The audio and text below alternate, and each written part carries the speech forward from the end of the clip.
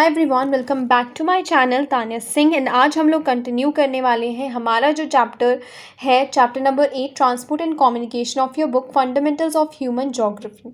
ठीक है, so already we have done part 1, 2 and 3 of the video, जिसके अंदर हम अभी तक कर चुके हैं हमारा land transport, highways, roads, border roads, railways, all the kinds of the railways and water transport, wherein we have done sea routes, और जो भी सी रूट्स हमारे थे, एंड जो है कोस्टल शिपिंग हमने की थी। आज हम लोग स्टार्ट करने वाले हैं क्या, इनलैंड वाटरवेज हमारा जो टॉपिक है, और जो हमें डिफरेंट टाइप्स ऑफ 5 मेन जो हमारे वाटरवेज रह जाते हैं, हम उनको कंप्लीट करने वाले हैं। But before that, if you are new to this channel, let me tell you that आपको जितने भी political science, geography, history and other subjects के जितने भी नोट्स मिलेंगे वो मेरे टेलीग्राम चैनल पे मिलेंगे। पिछले चैप्टर्स में, पिछले पार्ट्स में करवाए हैं, वो सब भी आपको टेलीग्राम चैनल पे मिल जाएंगे। Plus CBSE updates and other जो भी नोटिफिकेशंस होंगी आपकी, अदर इन्फॉर्मेशन, वो भी आपको जो है टेलीग्राम चैनल पे मिल जाएगी। So you can subscribe to my Telegram channel and the link is in the description.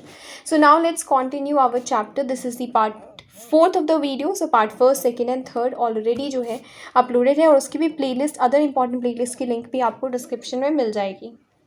तो आज हम लोग करने वाले हैं इनलैंड वाटरवेज। तो हमने अभी तक की क्या किया था, आज हम लोग करेंगे इनलैंड वाटरवेज, ठीक है, and 5 main important inland waterways. But first my question raises कि what is the difference between the sea route and inland waterways. Mainly जो वाटर ट्रांसपोर्ट है वो 2 ही टाइप्स का होता है, पहला सी रूट एंड दूसरा इनलैंड वाटरवेज। सी रूट्स हम लोग part 3rd of the video में कर चुके हैं, तो part 4th of the video में हम लोग इनलैंड वाटरवेज करने वाले हैं। बेसिकली जो सी रूट्स थे वो समुद्र से, सी मतलब क्या होता है, समुद्र, तो समुद्र से यानी कि एक बहुत ही लार्ज स्केल या बड़े लेवल पे हम लोग कह सकते हैं वो थे। वेराज जब हम लोग इनलैंड वाटरवेज की बात कर रहे हैं तो ये कहाँ पर है, ये बहुत ही छोटे लेवल पे है, यानी कि रिवर के लेवल पे है। तो आप रिवर और सी के बीच में डिफरेंस समझ सकते हैं। जो सी में है that is a sea route, and जो रिवर्स में है यानी कि बहुत ही कम लेवल पे है, नदी और समुद्र, इनका जो डिफरेंस है बेसिकली ये इतना सा ही डिफरेंस रहता है। ठीक है, सो अगर हम इनलैंड वाटरवेज की बात करें तो व्हाट आर दी मोड्स जिसको हम लोग यूज़ करते हैं, तो first one is a rivers. ठीक है, हमारे रिवर्स हो गए, कैनल्स हो गए, lakes, coastal areas, boats and streamers, ये सारी चीज़ें आ जाती हैं हमारे इनलैंड वाटरवेज में। अब जो इनलैंड वाटरवेज है वो के एक रीजन में कितना डेवलप्ड है वो कुछ फैक्टर्स पे डिपेंड करता है। Number 1, navigability, width and the depth of the channel. तो जितना विड्थ और डेप्थ होगा, क्या वो शिप्स को जो है ट्रांसपोर्ट करने के लिए लायक उतनी जगह है या नहीं है। Next is a continuity in the water flow, तो वाटर फ्लो करेगा तभी तो चलेंगी सारी हमारी स्ट्रीमर्स, विसल्स मतलब शिप। ट्रांसपोर्ट टेक्नोलॉजी कितनी है उस जगह पे इन यूज़। एशियन टाइम्स में बहुत सारी जो है हैवी मटेरियल्स जैसे कि कोल, सीमेंट, टिम्बर, मेटेलिक ऑर्स, इन सबको ट्रांसपोर्ट जो है वो इनलैंड वाटरवेज के थ्रू ही किया जाता था। लेकिन जब से अभी जो है इनलैंड वाटरवेज का जो थोड़ा ट्रेंड है वो it has come down a little bit. Now what is the reason for that? Firstly competition from the railways. ठीक है, रेलवे से जब उन्हें कॉम्पिटिशन मिला, जब रेलवेज डेवलप हो गई, कम टाइम में पहुंचाने लगी बल्कि मटेरियल को, देन क्या हुआ कि शिफ्ट हो गए लोग। Next, lack of water due to the diversion for the irrigation, पानी की कमी हो गई क्योंकि सारा पानी इरिगेशन में जाने लग गया। एंड उनकी पुअर मेंटेनेंस, बिकॉज शिप्स की जो है मेंटेनेंस अच्छे तरीके से नहीं हो पाती थी, एंड दैट इज़ वाई जो लोग हैं वो अदर मोड ऑफ ट्रांसपोर्टेशन में पहुँच गए। तो अब जो है ये सारी शॉर्टकमिंग्स थी, लेकिन अभी भी कई जगहों पे इन शॉर्टकमिंग्स को इम्प्रूव करके इनलैंड वाटरवेज को यूज़ करने की कोशिश की गई है। जैसे ड्रेजिंग कर स्टेबलाइज करके रिवर बैंक्स को, डैम्स बनाकर, बैरेजेस बनाकर, ताकि हम लोग फ्लो ऑफ वाटर को रेगुलेट कर पाएँ। कुछ one of the world's most important waterways कर लेते हैं। तो फर्स्ट हमारा आ जाता है राइने वाटरवेज। ठीक है, now this I am not doing it from the map. Why I am not doing it from the map? Because ये बहुत ही सिंपल फैक्ट्स हैं एंड लीस्ट इम्पॉर्टेंट टॉपिक हो जाता है। इतना ज़्यादा एज सच मैप करने की ज़रूरत नहीं, आपको 2-4 फैक्ट्स याद करनी है and that's it. So Rhine waterways की बात करें तो जर्मनी एंड नीदरलैंड्स के थ्रू ये फ्लो कर रहा है। 700 किलोमीटर की टोटल इसकी लेंथ है। रॉटरडैम जो है उससे माउथ से लेकर बसल इन द स्विट्ज़रलैंड यहाँ तक ये ट्रेवल कर रहा है। इसको ज्वाइन करती है ईस्ट से एक river which is a Ruhr river. तो ये बहुत इंपॉर्टेंट हो जाता है। जितना भी इसका पूरा होल बेसिन है वो एक बहुत ही मैन्युफैक्चरिंग एरिया है, क्योंकि Germany, Netherlands, again European countries हैं, इंडस्ट्री काफ़ी ज़्यादा डेवलप्ड है। ठीक है, one of the most important port जो है वो है डुसलडॉर्फ is the one of the most important port। ये जो है 20,000 nearly ocean going ships and 2 lakh inland vessels मतलब कि शिप्स को, शिप लाइक ही होता है। ठीक है, सो इतनी सारी शिप्स को एंड इतने सारे कार्गोस को ये daily almost in a year जो है ये विटनेस करता है। नेक्स्टली वन ऑफ द कौन कौन से इंडस्ट्रियल एरियाज़ को ये कनेक्ट करा है, तो Switzerland, Germany, France, Belgium, Netherlands and North Atlantic sea route के through. North Atlantic sea route याद है ना, अटलांटिक सी से ऊपर। डैन्यूब वाटरवे बेसिकली जो ईस्टर्न यूरोप है उसको कनेक्ट कर रहा है। ये ब्लैक फॉरेस्ट से लेकर ईस्टवर्ड मूव करता है एंड जो है बाकी सारी कंट्रीज़ को कवर आउट करता है। इसका जो नेविगेबल है कहाँ तक है, इसका लास्ट जो है वो टूना सिवरीन तक है एंड जो चीफ एक्सपोर्ट आइटम्स इसके वो कर रहा है वो है wheat, maize, timber and machinery. Next let's move on to the Volga waterways. अगर हम वोल्गा वाटरवेज की बात करें तो ये रशिया का वाटरवेज है एंड वोल्गा जो है one of the most important port हो जाता है। अगेन ये जो है 11,200 किलोमीटर्स का है। इसके अंदर दो कैनल्स है। फर्स्ट वोल्गा मॉस्को कैनाल जो कि मॉस्को रीजन को कनेक्ट कर रही है, एंड वोल्गा डॉन कैनाल जो कि ब्लैक सी को कनेक्ट कर रही है। Next is the Great Lakes Saint Lawrence seaway. Basically इस सीवे की अगर मैं बात करूँ तो ये नॉर्थ अमेरिका का है, ठीक है।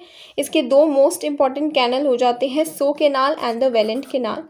एंड अगर मैं सेंट लॉरेंस रिवर की बात करूँ तो उसका एस्चुरी भी बनता है और ग्रेट लेक्स के साथ साथ सेंट लॉरेंस रिवर का एस्चुरी बनता है। ये बहुत ज़्यादा कॉमर्शियल वाटरवे है।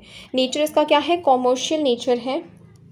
जो पोर्ट्स हमको इस रूट पे मिलेंगे वो है डुलूथ एंड बफेलो एंड जो है इसके अंदर जनरली स्मॉल शिप्स, एक बहुत इंपॉर्टेंट क्वेश्चन आता है कि इसके अंदर जो है जनरली स्मॉल शिप्स ही ट्रेवल करती हैं, बड़ी बड़ी शिप्स हमको देखने को नहीं मिलती हैं। So what was the reason for that thing, तो इसका रीज़न ये है क्योंकि इस रीजन में जो है, क्योंकि इस रिवर में काफ़ी ज़्यादा रैपिड्स हैं। रैपिड्स क्या होता है, ऐसे ऐसे ऐसे ऐसे ऐसे बहुत ज़्यादा जो है तरंगे हैं रिवर्स में, इसलिए बड़ी शिप्स जो है यहाँ पर ट्रेवल नहीं कर पाती है, बड़ी वेसल्स ट्रेवल नहीं कर पाती, इसलिए स्मॉल वेसल्स ही यूज़ होती हैं because of the presence of rapid. ये क्वेश्चन आ सकता है कि सेंट लॉरेंस में क्यों स्मॉल शिप्स या स्मॉल विसल्स यूज़ होती है। इसको करेक्ट करने के लिए कैनल्स को नियरली 3.5 मीटर डीप बनाया जाता है।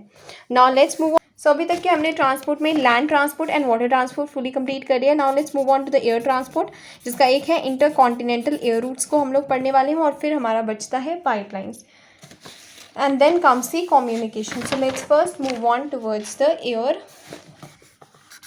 ट्रांसपोर्ट के बारे में ऐसा कुछ हार्ड एंड फास्ट रूल नहीं है। एवरीथिंग यू नो पहले से ही कि it is a fastest means of transport, लेकिन ये बहुत ज़्यादा कॉस्टली भी होता है।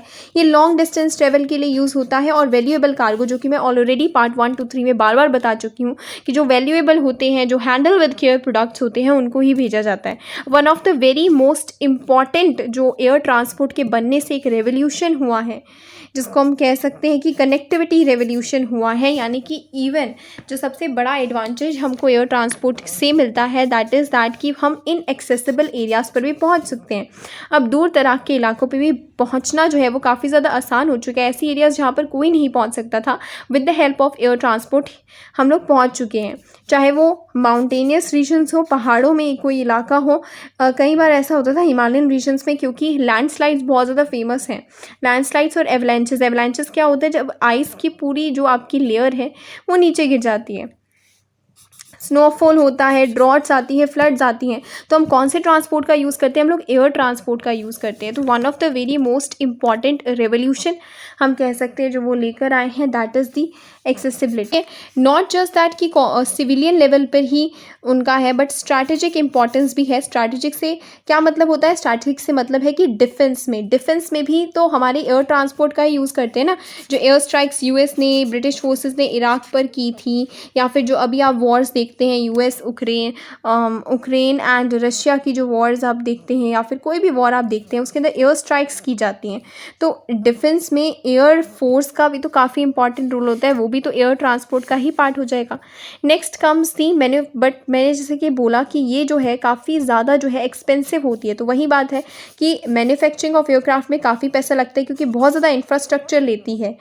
एयर की बात करें तो रेलवेज़ भी बहुत लेती है एज़ वेल एज़ एयर भी बहुत लेती है, क्योंकि उसका एक पर्टिकुलर लैंडिंग करनी है, फ्यूलिंग करनी है, फैसिलिटीज़ को मेंटेन करना है, और एयरपोर्ट्स बनाना भी कितना ज़्यादा एक्सपेंसिव हो जाता है। वो सिर्फ डेवलप्ड या फिर हाईली इंडस्ट्रियलाइज्ड कंट्रीज़ ही कर सकती हैं, जिनके पास लार्ज वॉल्यूम ऑफ ट्रैफिक हो, वरना उतना ज़्यादा डेवलप्ड आपको एयर ट्रांसपोर्ट नहीं दिखेगा अभी।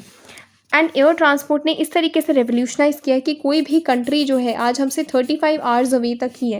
मतलब कोई भी कंट्री ऑफ द वर्ल्ड जाएंगे आप 35 आवर्स के अंदर अंदर पहुंच जाएंगे, 35 आवर्स से ज़्यादा नहीं लगेगा। It is not even a 2 day, ठीक है। That has only been possible कि ये जो ईयर्स एंड मंथ्स जो हमें पहले लगते थे वाटर ट्रांसपोर्ट से जाने में, वो अब आवर्स एंड मिनट्स में बदल चुके हैं। यूके जो है वो एक किंग है कॉमर्शियल जेट ट्रांसपोर्ट में। बात करूँ 250 commercial airlines all over the world चलती हैं। सुपरसोनिक एयरक्राफ्ट की अगर बात करें, सुपरसोनिक की स्पीड तो और ज़्यादा जो है काफ़ी तेज़ होती है। लंदन से न्यूयॉर्क अगर आपको जाना है तो 3.5 आवर्स के बीच में आप पहुंच जाएंगे। सुपरसोनिक एयरक्राफ्ट जनरली हम लोगों की सिविलियन पॉपुलेशन के लिए यूज़ नहीं होते, तो अगर आप सोचें कि हम लोग सुपरसोनिक एयरक्राफ्ट यूज़ करके तो फिर आधे घंटे में पहुंच जाएंगे दिल्ली से मुंबई, तो ऐसा कुछ नहीं है। सुपरसोनिक एयरक्राफ्ट सिर्फ और सिर्फ डिफेंस पर्पसेस के लिए ही यूज़ हो सकते हैं, ठीक है। सुपरसोनिक मतलब कि जिनकी स्पीड मैक्स में होती है 8 मैक्स, या फिर इसका कुछ क्राइटेरिया होता है, जो 5 मैक्स से ऊपर की एयरक्राफ्ट होती हैं उन्हें हम सुपरसोनिक एयरक्राफ्ट कहते हैं, ऐसा कुछ होता है। तो इनकी ये तो हाई अल्ट्रा स्पीड वाले होते हैं। अगर हम इंटरकॉन्टिनेंटल एयर रूट्स की बात करें तो इसको भी आपको जनरली जो है इतना ज़्यादा मैप के थ्रू करने की ज़रूरत नहीं है। नॉर्दर्न हेमिस्फेयर में हमें ईस्ट से वेस्ट की तरफ जाते हुए सारे कॉन्टिनेंटल एयर रूट्स मिलते हैं, यानी कि ईस्टर्न यूएसए से वेस्टर्न यूरोप तक, फिर साउथ ईस्ट एशिया तक, ठीक है। अभी तक तो ऑलरेडी हम लोग इतने चैप्टर्स में मैप कर चुके हैं, तो यू ऑलरेडी नो कि हाँ क्या चीज़ें हैं, ठीक है। यूएस जो है लोन 60% ऑफ एयरवेज किसके पास है? यूएस के पास है। तो it's one of the very most important question ये आ सकता है, ठीक है। अब जो है एयर रूट्स जो है नोडल पॉइंट्स जिसको हम कह सकते हैं कि different different important air routes हम जो कह सकते हैं, एयरपोर्ट्स हम कह सकते हैं, that is New York, London, Paris, Amsterdam, Frankfurt, Rome, Moscow, Karachi, New Delhi, Mumbai, Bangkok, Singapore, Tokyo, San Francisco, Los Angeles, Chicago, ठीक है। ये इंपॉर्टेंट है, इसमें से आप एटलीस्ट 5 to 10 आप याद कर लें तो वो अच्छी बात है। लेकिन अब देखिए यहाँ पर क्या है कि कई ऐसी एरियाज़ हैं जहाँ पर हम लोगों को कम जो है एयर ट्रांसपोर्ट डेवलप दिखेगा। वो एरियाज़ कौन सी है, ये क्वेश्चन आ सकते हैं। तो फर्स्ट अफ्रीका वाला region, Asiatic part of Russia and South America, इन 3 इलाकों में जो है हमें एयर सर्विसेज कम दिखेंगी। इसके पीछे रीज़न क्या है? इसके पीछे रीज़न है कि इनकी स्पार्सर पॉपुलेशन है, बहुत दूर दूर पॉपुलेशन जो है रहती है, और ज़्यादा पॉपुलेशन भी नहीं है। लैंड मास भी काफ़ी लिमिटेड है, जबकि हमने देखा है कि एयरपोर्ट बनाने के लिए आपको बहुत ज़्यादा कंप्लीट ज़्यादा लैंड चाहिए, लैंडिंग की जगह चाहिए, उसके बाद लाउंज हो जाता है, लाउंज फैसिलिटीज़ चाहिए। तो इस वजह से जो है लिमिटेड लैंड मास है, तो वो एयर सर्विसेज नहीं बना पाते हैं, इकोनॉमिक डेवलपमेंट उतनी नहीं है। तो इन रीजंस की वजह से ये जो कंट्रीज़ हैं Africa, Asiatic part of Russia and South America, ये जो है उतना ज़्यादा हमें एयर सर्विसेज यहाँ पर देखने को नहीं मिलेंगी। Next topic is the pipelines. तो अभी तक हम लोगों ने कितने पार्ट्स कर लिए? हमने जो है एयर लैंड कर लिया, वाटर कर लिया, एयर कर लिया। Now we are moving towards the pipeline, और हम कुछ मेजर पाइपलाइंस के बारे में पढ़ेंगे। पाइपलाइंस जनरली, जैसा कि मैंने पिछले पार्ट्स में भी आपको बताया था, पाइपलाइंस जो है वो सिर्फ और सिर्फ लिक्विड्स एंड गैसेस को ही ट्रेवल करवाने के लिए यूज़ होती है। इट इज़ दी ओनली, जहाँ पे मैंने आपसे क्वेश्चन ये पूछा था कि ओनली आप बताइए ऐसा मोड ऑफ ट्रांसपोर्टेशन जहाँ पर जो है फ्रीज तो कैरी हो रहा है लेकिन पैसेंजर्स कैरी नहीं हो रहे हैं, दैट इज़ दी पाइपलाइन, ठीक है। इसके थ्रू हम वाटर भेज सकते हैं। वाटर तो आप सब जानते हैं, हमारे घरों में पाइपलाइंस के थ्रू वाटर आता है, तो you are very familiar with petroleum and natural gas. तो आपका जो कुकिंग गैस है या एलपीजी है, लिक्विफाइड पेट्रोलियम गैस है, वो जो आपके सिलेंडर्स के थ्रू आपके लगा हुआ है घर पे, वो भी पाइपलाइन के थ्रू ही आता है। तो it is also a mode of transportation. इसको मत समझिए कि that is not a mode of transportation, it is also a mode of transportation. कई जगहों पे इट इज़ ऑल्सो यूज्ड कि लिक्विफाइड कोल को भी जो है एक पाइपलाइन के थ्रू जो है ट्रेवल करवाया जा सकता है, right. Like for example you can see in this picture, ठीक है, it is a pipeline and so इस तरीके की होती है। सो नाउ लेट्स मूव ऑन। तो न्यूजीलैंड में आप देखिएगा, न्यूजीलैंड में एक पाइपलाइन है जहाँ से मिल्क जो है सप्लाई किया जाता है from the farms to the factories. तो मिल्क तक को पाइपलाइन के थ्रू जो है जहाँ से फार्म से होता है वो फैक्ट्रीज तक भेजा जाता है। यूएसए में ऑयल पाइपलाइंस यूज़ की जाती है from producing areas to the consuming areas. क्या हो रहा है? कंज्यूम हो रहा है। एक बहुत ही फेमस पाइपलाइन है जिसका नाम है बिग इंच, ठीक है। इस बिग इंच पे क्वेश्चन आ जाता है। बिग इंच एक फेमस पाइपलाइन है जो कि पेट्रोलियम को ट्रेवल कराती है from the oil wells of the Gulf of Mexico to the north eastern states. ठीक है। यूएसए का ऑलमोस्ट फ्लीट जो है 17% ऑफ द फ्लीट जो है यूएसए में वो जा रहा है through pipelines. The Europe, Russia, West Asia और इंडिया पाइपलाइंस जो है वो मेनली ऑयल वेल्स को कनेक्ट करती हैं to the refineries and to the ports and the domestic markets. Generally Turkmenistan में सेंट्रल एशिया की कंट्री है, वहाँ पे जो है पाकिस्तान से Iran and parts of China में कनेक्टेड है। एक बहुत ही इंपॉर्टेंट पाइपलाइन जो है वो प्रपोज की जा रही है फ्रॉम द ईरान से लेकर इंडिया तक वाया पाकिस्तान। अभी ये बनी नहीं है, अभी प्रपोज ही किया जा रहा है। जब पाकिस्तान अप्रूवल देगा कि वो जो है इंडिया पाकिस्तान के थ्रू इंडिया आ सके तो then it will be started. तो ये जो ईरान और इंडिया से जो है एक ऑयल की ट्रांसपोर्टेशन भी प्रपोज की जा रही है। ये जब ये बनेगी तो ऐसा माना जा रहा है कि it is one of the longest in the world बनेगी। तो बट अभी तक ये बनी नहीं है। ठीक है। Next comes the communication. तो अब हम लोगों ने ट्रांसपोर्ट पूरा अच्छे से कंप्लीट कर लिया है। ठीक है। Complete the land, water, air and pipelines. अब हम लोग करने वाले हैं हमारा topic which is the communication. Communication के दो पार्ट्स हो जाते हैं, एक सैटेलाइट कम्युनिकेशन एंड एक जो हमारा साइबर स्पेस इंटरनेट होता है। तो one by one let's do this thing and complete this chapter. So now let's come to our last topic, communication. तो जैसा कि मैंने बताया कम्युनिकेशन को दो टाइप्स में डिवाइड कर सकते हैं। फर्स्ट हमारा सैटेलाइट कम्युनिकेशन हो जाता है, दूसरा हमारा इंटरनेट हो जाता है। लेकिन कम्युनिकेशन के बारे में पहले पढ़ते हैं। तो कम्युनिकेशन हम सब जानते हैं कि लॉन्ग डिस्टेंस कम्युनिकेशन आज की जो एरा है उसके अंदर कितना ज़्यादा इंपॉर्टेंट है। So even you are in a class 12 तो ऑब्वियसली ये सारी बेसिक चीज़ें यू ऑलरेडी नो। तो यहाँ पर हम सिर्फ और सिर्फ काम की बात की है इन लोगों ने। दैट जो पहले था टेलीग्राफ और टेलीफोन को हम लोग यूज़ करते थे। ठीक है। टेलीग्राफ जो है, ये जो टेलीग्राफ था ये बहुत इंपॉर्टेंट था। जो आज हम यूएसए को एज अ सुपर पावर कह रहे हैं, आज हम यूएसए को इतना ज़्यादा जो है one of the strongest and one of the most developed countries कह रहे हैं, उसके डेवलपमेंट का राज क्या था? ये टेलीग्राफ था। टेलीग्राफ जो है basically colonisation of the American west में काफ़ी इंपॉर्टेंट मतलब रोल प्ले किया। अमेरिका की एक कंपनी थी विच इज़ AT&T, इसकी फुल फॉर्म आ जाती है it is a American telegraph and the telephone company. ठीक है। ये जो है इसका यूएसए पर पूरा मोनोपोली था as a telephone company, as a telephone industry. यही कंपनी काफ़ी ज़्यादा चलती थी और इसी ने काफ़ी ज़्यादा इंपॉर्टेंट रोल प्ले किया है in the urbanisation of America.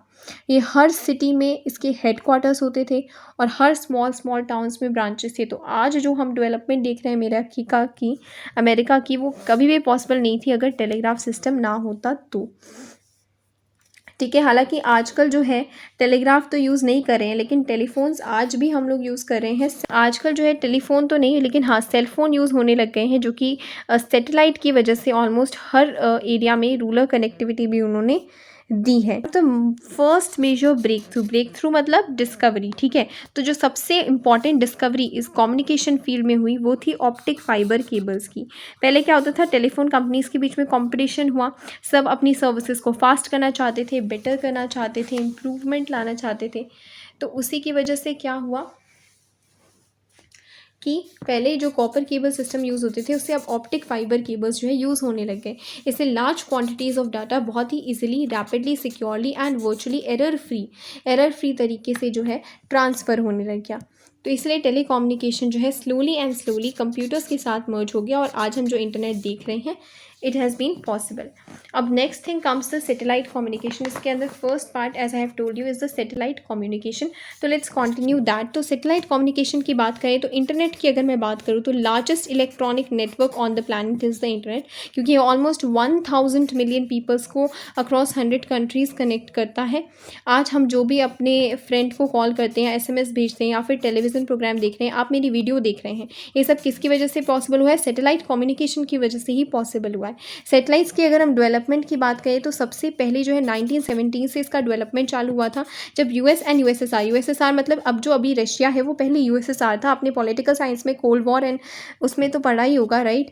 तो ये था जब उन्होंने अपनी स्पेस रिसर्च स्टार्ट की, तब जाकर जो है एक्चुअली में आर्टिफिशियल सैटेलाइट्स बनाई गई। इन आर्टिफिशियल सैटेलाइट्स को जो है वो अर्थ के ऑर्बिट में छोड़ दिया जाता है और ये अर्थ की जो है इर्द गिर्द घूमती है और वहाँ से जो है बहुत सारी रिमोटेस्ट एरियाज़ में भी जो है कम्युनिकेशन को ट्रांसफ़र कर पाती है। आज हम कम्युनिकेशन कर पा रहे हैं, ऑन साइट वेरिफिकेशन करती हैं, एंड जो है इसकी वजह से कोस्ट एंड टाइम जो है कम्युनिकेशन का काफ़ी रेवोल्यूशनाइज्ड तरीके से कम हुआ है इन टर्म्स ऑफ डिस्टेंस। अगर मान लीजिए आप 500 किलोमीटर्स में या 5000 किलोमीटर्स में है, आपको कोस्ट जो है बिल्कुल सेम पड़ेगा और टाइम भी आपको उतना ही लगेगा इन कम्युनिकेटिंग। इंडिया ने भी काफ़ी डेवलपमेंट की है सैटेलाइट के फील्ड में। कुछ सैटेलाइट्स हैं, जैसे आर्यभट्ट हमारी जो पहली सैटेलाइट थी वो 1979 को बनी थी, भास्कर 1979 को, रोहिणी 1980। ये जो फैक्ट्स हैं वो आपको मुझे पता ही है कि आप लोग खुद कर लेंगे, so I am not gonna explain you that nicely. जो हमारा समझने वाला अंडरस्टैंडिंग पार्ट है वो ही हम लोग करने वाले हैं, बिकॉज आई ऑल्सो वैल्यू और टाइम। 18 जून 1981 को एप्पल ही एक सैटेलाइट का नाम है जिसकी फुल फॉर्म आपसे पूछ ली जा सकती है, that is Ariane passenger payload experiment, very important. ये किस रॉकेट से लॉन्च किया गया था? ये एरियन रॉकेट से लॉन्च किया था, इसलिए इसका नाम एरियन पैसेंजर पेलोड एक्सपेरिमेंट है। ऑब्वियसली आप सबको पता होना चाहिए कि सैटेलाइट कैसे लॉन्च होती है, किसी भी ऑर्बिट में कैसे भेजते हैं, रॉकेट के थ्रू ही भेजते हैं, ठीक है। अब आ जाइए चैलेंजर और इनसैट 1B और भास्कर, ये तीनों जो हैं इन्होंने long distance communication, television, radio बहुत ही इफेक्टिव बनाया है। इनसेट का मतलब क्या है? इंडियन नेशनल सैटेलाइट, ठीक है, that is the full form. अब हम लोग बात करते हैं साइबर स्पेस और इंटरनेट की। तो ऑब्वियसली साइबर स्पेस से मेरा मतलब क्या है? इंटरनेट। साइबर स्पेस का मतलब इंटरनेट ही होता है। इंटरनेट क्या है? इलेक्ट्रॉनिक कंप्यूटराइज स्पेस है, यानी कि एक ऐसा इलेक्ट्रॉनिक डिजिटल वर्ल्ड है जहाँ पर हम एक्चुअली में कम्युनिकेट कर सकते हैं, कोई भी इंफॉर्मेशन को एक्सेस कर सकते हैं without physical movement of the sender receiver. ऐसे ही एक डिजिटल मेटावर्स जो आज नाम दिया जाता है, जिसको फेसबुक कंपनी या इंस्टाग्राम ने अपना नेम जो है वो चेंज किया मेटावर्स, यानी कि ऐसा डिजिटल वर्ल्ड जो हर एक चीज़ हम डिजिटली कर पा रहे हैं, ठीक है। वर्ल्ड वाइड वेब के थ्रू इंटरनेट हम लोग यूज़ करते हैं, वो कहीं पर भी अवेलेबल हो सकता है। आप ऑफिस में हैं, बोट में हैं, प्लेन में हैं, virtually anywhere you can use that, ठीक है। अब इंटरनेट यूज़र्स जो है विद द टाइम ये देखने को मिल रहा है काफ़ी ज़्यादा बढ़ रहे हैं। जैसे 1995 में सिर्फ 50 मिलियन थे, 2000 में 400 मिलियन हो गए और 2010 में 2 बिलियन हो गए। और इसी तरीके से पहले ऐसा था कि सिर्फ यूएस के अंदर ही लोग थे जो कि इंटरनेट को यूज़ करते थे, लेकिन आजकल डेवलपिंग कंट्रीज में भी यूज़ कर रहे हैं। पहले 66% वर्ल्ड के लोग 1995 तक जो है यूएसए के ही आते थे, लेकिन अब 25% हो गया है, यूएसए का शेयर कम हो गया है। और सबसे ज़्यादा जो वर्ल्ड के यूज़र्स हैं इंटरनेट के वो है USA, UK, Germany, Japan, China और इंडिया। येस, हमारा इंडिया भी वन ऑफ द सबसे हाईएस्ट यूज़र्स रहता है इंटरनेट में।